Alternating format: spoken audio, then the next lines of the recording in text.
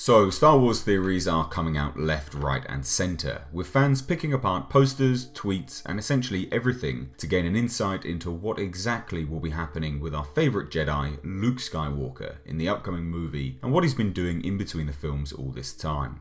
Mark Hamill, the man himself, is a legendary Twitter troll, throwing out comments specifically aimed at causing a stir, but he recently sat down with Disney Insider and gave us a special insight into his character and maybe dispelled some rumours surrounding Luke. He had this to say: "In Star Wars The Force Awakens, Luke has lost confidence in his ability to make good choices. It haunts him to the core, but he hasn't gone to the dark side. This isn't an evil version of him, but it's still an incarnation of the character I never expected.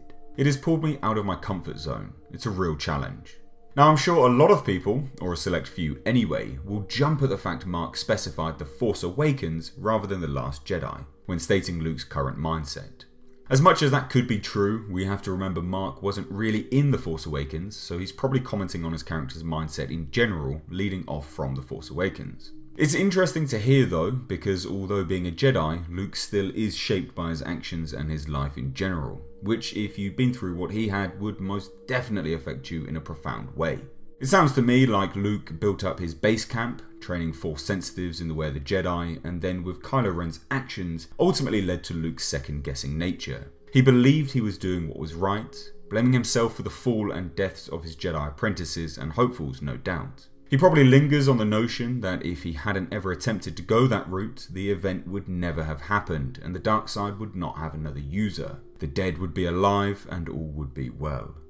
It's somewhat poetic that it can be argued without the light or the dark side users, there would be balance. If Luke had simply continued with him as the sole Force user, maybe that would have been balanced in the Force. It would have likely just been him and Snoke. But having said all that, I am curious to see how this will affect Rey and how Luke interacts with her, likely second guessing her, her motives for seeking him out, and potentially the paranoia Luke feels will come to light. Which would be completely justified, but as Mark has expressed, it's a far cry from his character we saw in Return of the Jedi, headstrong, confident and solid in his aims, to now this, a shadow of his former self.